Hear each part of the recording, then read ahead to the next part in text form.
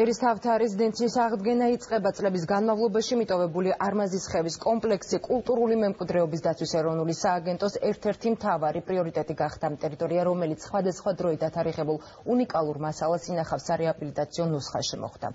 ძეგლზე პირველი ეტაპის სარეაბილიტაციო პროექტის ამოქმედებამდე არმაზის ხევის მაესტროს განამღები ჯგუფიც ესტუმრა. ელენე კავსაძე ერისთავთა მუზეუმად ქცეული რეზიდენციიდან.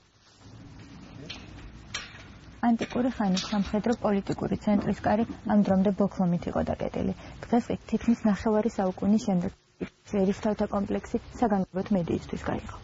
სააგენტოს გენერალური დირექტორი ნიკა ანთიძე ახალ პოზიციაზე მუშაობას ქართლის სამეფო ერისთავთა რეზიდენციიდან იწყებს. არმაზის ხევის საველე მუზეუმ სპეციალისტთა ხელი ბოლოს გასული საუკუნის 30-40 წლებში შეეხო. მალე საბჭოთა კავშირის დროს დაკონსერვებული ობიექტის შესწავლა, პროექტირება და უკვე შემდგომ ფიზიკური სამუშაოები დაიწყება, სადაც ერთ-ერთ მთავარ ადგილს ძეგლის ინფრასტრუქტურაც დაიკავებს.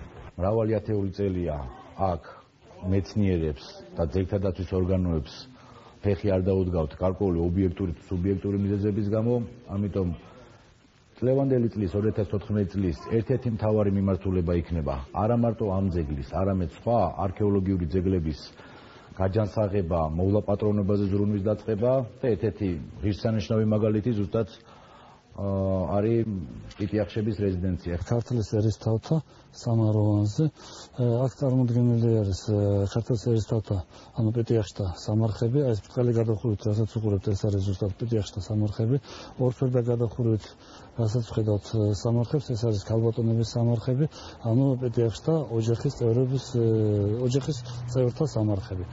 ტურისტული ობიექტის სტატუსის მოსაპოვებლად არმაზის ხევში ორი ეპოქის ისტორიის მატარებელი ძეგლის ღურბლიანი ნაგებობის ნაშთები, პიტიახშ ერისთავთა საგვარეულო სამარხების სასახლის კომპლექსის ნანგრევები, მარანი უნდა აღდგეს.